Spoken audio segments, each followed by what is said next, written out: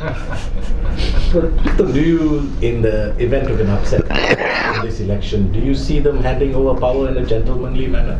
I don't think so. This is what we fear. He is trying to somehow or other avoid being arrested. There is a rumor, and this is a rumor, I've heard it, that Umno will create trouble. They have thugs who will create trouble. Then there will be a state of emergency or a state of security.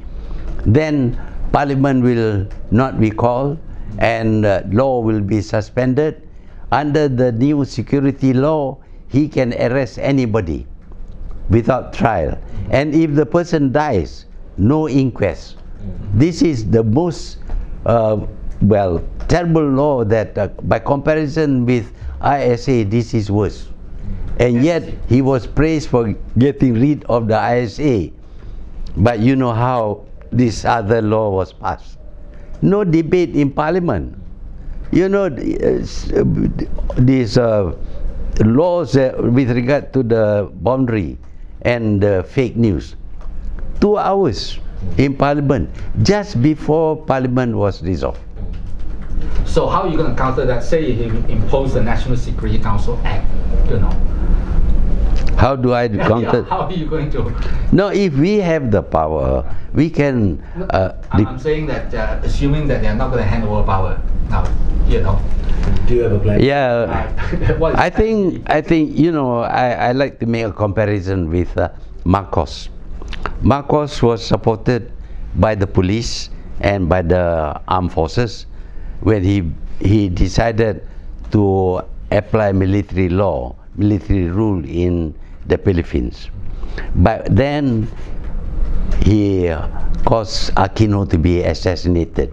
After that, Ramos and Enrile pulled back. They don't want to support this man who is obviously implicated with the murder of Aquino.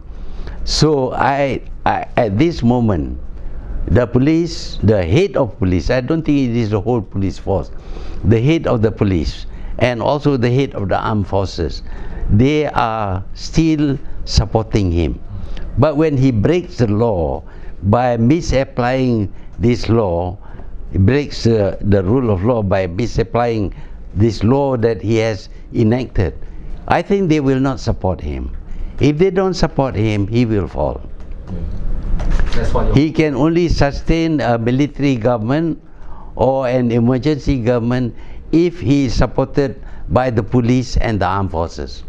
But I hope that the police, the most senior men, will not support this attempt to install a dictatorship in this country.